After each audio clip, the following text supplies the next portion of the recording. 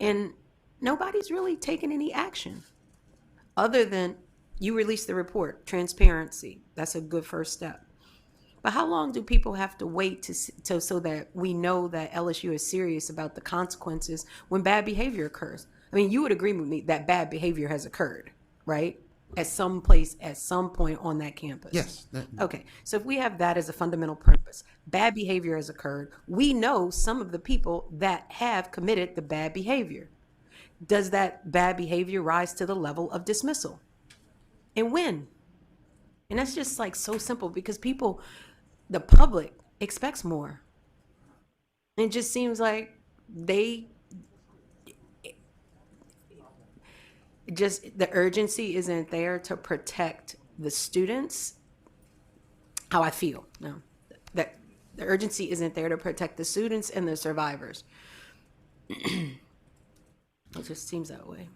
And I really, I don't know if you have a comment. Senator, I do have a couple of comments. I can tell you that we have spent and it's hard to see the urgency from the outside because we're not trying to simply fix one incident of bad behavior. This isn't about one person did something wrong and we're not fixing or taking discipline against that one person.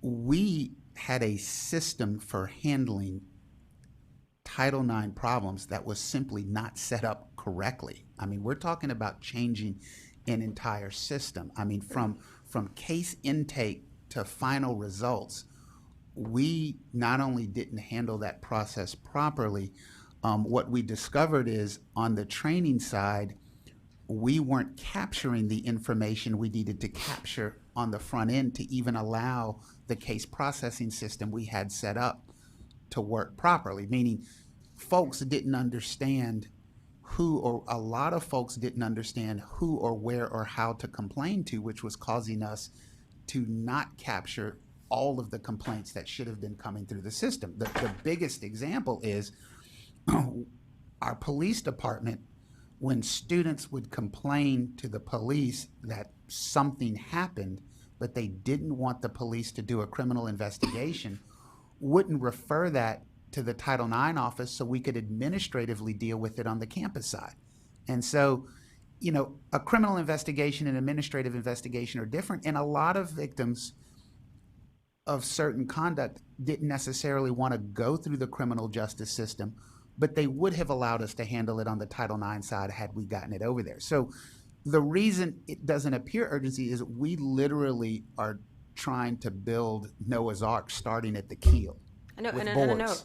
a year, a This little is over a not, year. I get it. this is not, you know, just putting a few spark plugs in the motor. We've got to start with the keel, and laying the keel of a ship is not the part people enjoy watching. They want to see you break the champagne over the bow and launch it.